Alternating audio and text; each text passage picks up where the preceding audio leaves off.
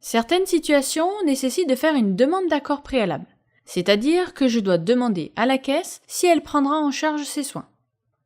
Pour faire ma demande, je dois adresser un formulaire de demande d'accord préalable, accompagné de l'ordonnance, au service médical de la caisse d'assurance maladie du patient. La caisse d'assurance maladie dispose d'un délai de 15 jours à compter de la date de réception de la demande d'accord préalable pour se prononcer. L'absence de réponse dans ce délai de 15 jours vaut acceptation.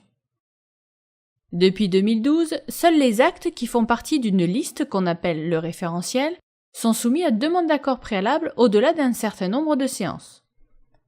Si je ne dépasse pas le seuil, je ne fais pas de demande. Pour les actes qui ne font pas partie du référentiel, je ne fais pas de demande.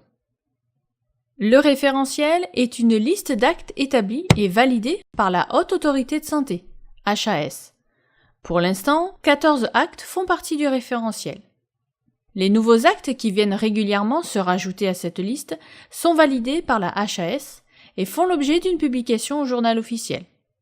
Vous trouverez en dessous de cette vidéo un lien pour télécharger et imprimer cette liste. Prenons l'exemple d'un patient qui vient me voir avec une ordonnance pour une entorse récente de la cheville. Le référentiel m'indique qu'il faut faire une demande d'accord préalable à partir de la 11e séance. Que l'ordonnance soit quantitative ou non, je commence les soins sans établir de demande d'accord préalable. Au bout de quelques séances, je me rends compte par un bilan que mon patient va avoir besoin de plus de 10 séances pour être rétabli. Si l'ordonnance est non quantitative, je fais une DAP pour demander à la caisse si elle prendra en charge les soins au-delà de 10 séances.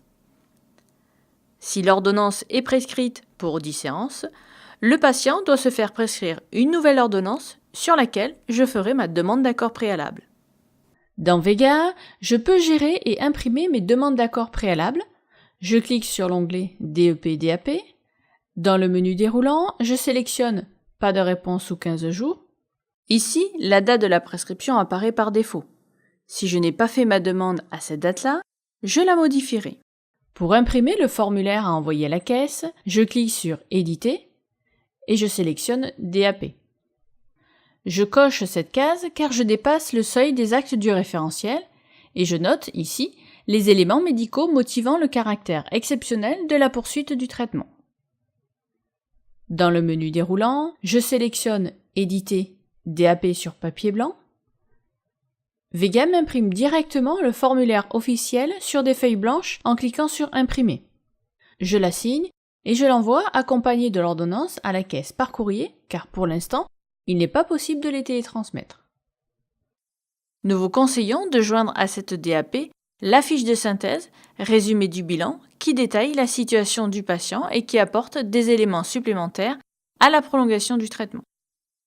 Si vous avez des questions sur la réalisation de la demande d'accord préalable, contactez votre médecin conseil.